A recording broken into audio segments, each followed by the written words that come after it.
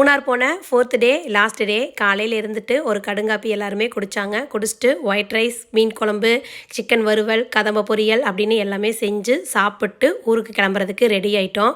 அதுக்குள்ளே மஞ்சு வந்து பார்த்திங்கன்னா அவங்களோட தோட்டத்தில் நேந்திரம் பழம் வந்து இருக்குது, போய் பறிச்சுக்கிட்டு வந்து சிப்ஸ் போடலாம் கௌரி அப்படின்னு சொன்னாங்க.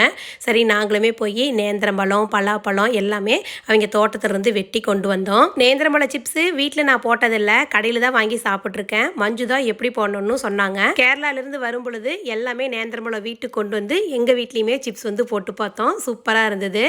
பலாப்பழம் வந்து பார்த்திங்கன்னா பழம்னு நினச்சி கட் பண்ணோம். அது வந்து பச்சை காயாக போயிடுச்சு. ரொம்ப இதாகிடுச்சு. எங்கள் எல்லாத்துக்கும் சாப்பிட்லான்னு நினச்சிட்டு இருந்தோம். அந்த பச்சை காயிலையுமே சிப்ஸ் வந்து போடலான்னு மஞ்சு அந்த சிப்ஸுமே போட்டு கொடுத்தாங்க. அது வந்து நேந்திரங்காய் சிப்ஸோட ரொம்ப சூப்பராக இருந்ததுங்க சாப்பிட்றதுக்கு.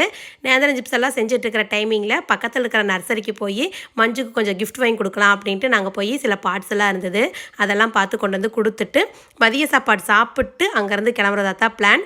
ஒரு 2 மணிக்கு கிளம்புனோம்னா நம்ம வீட்டுக்கு ஒரு 10 மணிக்கு போது வந்துடலாம் அப்படின்ட்டு. மதிய சாப்பாடு பச்சைப்பயிறு, கேரளா மட்டரிசி போட்ட கஞ்சி, அதுக்கு தொட்டுட்டு சாப்பிட்றதுக்கு கேரளா சம்பல். ரொம்ப சூப்பராக இருந்தது. சாப்பிட்டு பிரிய மனசே இல்லை. மஞ்சுக்கு எனக்கும் லாஸ்ட்டாக கண்ணீரே வந்துருச்சு. பிரிய மனம் இல்லாமல் பிரியமான தோழியை பிரிஞ்சு வீட்டுக்கு கிளம்பிட்டோம். அவங்களோட பிரியமான தோழி சேனல் யூடியூப் லிங்க் வந்து கீழே தர்றேன், கண்டிப்பாக செக் பண்ணி பாருங்கள். அப்படியே திண்டுக்கல் வந்து மகத்துக்குட்டியை பார்த்துட்டு ஹோட்டல்லையும் சாப்பிட்டு நைட் வந்து பார்த்திங்கன்னா ஒரு 10, 10:30 அப்படிங்கும் பொழுது வீட்டுக்கு வந்துட்டோம்.